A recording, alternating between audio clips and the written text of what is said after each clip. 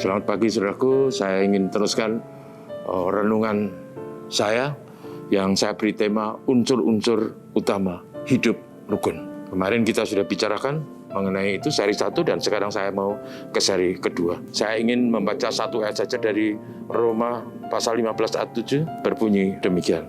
Sebab itu terimalah satu akan yang lain. Sama seperti Kristus juga telah menerima kita untuk kemuliaan Allah. Saudaraku, kemarin kita sudah bicara bahwa unsur-unsur utama itu adalah rela tolong-menolong dan tidak mementingkan diri sendiri. Lalu pada pagi hari ini saya ingin meneruskan dengan dua hal, yaitu kerelaan untuk saling menolong, saling menerima satu yang lain, dan dengan fokus dan kerinduan untuk memuliakan nama Tuhan. Saudaraku yang kasih, dalam renungan ini kita dinasihati bahwa kerukunan itu adalah kehendak Tuhan. Kerukunan itu harus menjadi gaya hidup orang beriman, orang yang takut akan Tuhan, orang yang diajar untuk mengasihi Tuhan dengan segenap hati dan mengasihi sama seperti diri sendiri. Karena itu hidup rukun adalah suatu keniscayaan yang diajarkan. Nah, saudaraku sekalian, hidup rukun itu membuat kita semua nyaman, membuat orang bisa hidup tentram, membuat orang bebas dari ketakutan dan kekhawatiran. Karena itu dalam sudut pandang Alkitab, hidup rukun menjadi penting. Dan pada kali ini kita dinasihati supaya kita bisa sebagai umat percaya, kita bisa saling menerima satu dengan lain. Itu unsur ketiga sebenarnya, saling menerima satu dengan lain. Mengapa kita harus saling menerima? Karena pada waktu itu gereja mula-mula saudaraku itu selalu diawali oleh orang-orang Yahudi. Dalam perjalanan waktu, kemudian gereja itu berkembang dan kemudian ada orang-orang non-Yahudi yang masuk. Dalam sudut pandang orang Yahudi, mereka selalu merasa bahwa orang Yahudi adalah orang pilihan Allah, kelas utama, kelas pertama. Orang-orang non-Yahudi adalah orang-orang yang tidak dipilih Allah sebagai orang kafir, dan mereka adalah orang-orang yang menjadi kelas 2. Dan karena itu pada waktu gereja itu ada. Kemudian terjadi friksi di mana orang-orang Yahudi enggan menerima orang-orang non-Yahudi.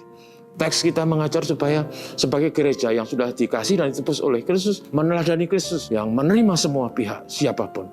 Itu sebabnya gereja dinasihati supaya orang-orang Kristen dari latar belakang Yahudi harus rela menerima orang-orang non-Yahudi.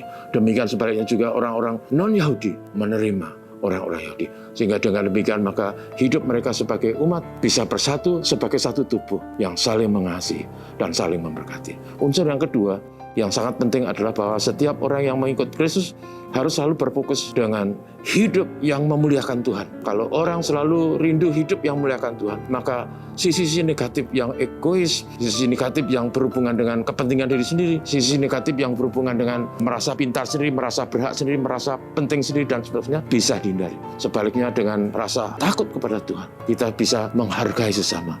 Sebagaimana Kristus menghargai kita orang berdosa dan bahkan menyelamatkan kita. Itulah dua unsur yang saya tambahkan dalam renungan ini. Saling menerima satu dan lain. Siapapun kita milik Tuhan. Dan yang kedua, fokus kita sebagai umat percaya harus hidup dengan kerinduan, tekad dan komitmen untuk memuliakan Tuhan. Sekali lagi kalau kita berfokus untuk memuliakan Tuhan, maka sifat-sifat negatif pasti tidak terjadi. Semoga Tuhan memberkati kita sehingga kita bisa mewujudkan hidup rukun di antara kita sebagai warga gereja, sebagai sesama warga masyarakat, dan bahkan dalam hal yang lebih luas sebagai warga bangsa. Terima kasih Tuhan Yesus. Mari kita berdoa. Saudaraku, kita bersyukur bahwa kami diingatkan oleh firman Tuhan hari ini untuk kami bisa hidup rukun dan damai dengan siapapun. Dan kami dinasihati untuk bisa saling menerima satu dan lain dan selalu dengan kerinduan untuk memuliakan Tuhan.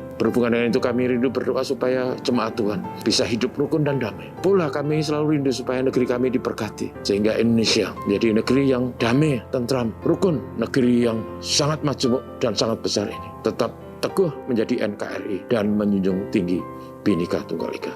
Ini doa kami, dan di saat-saat menjelang pemilu di tahun politik ini, Tuhan menolong Indonesia supaya Indonesia tetap rukun, aman, dan tetap. Ini doa kami, Tuhan Yesus, terima kasih. Amin. Selamat pagi.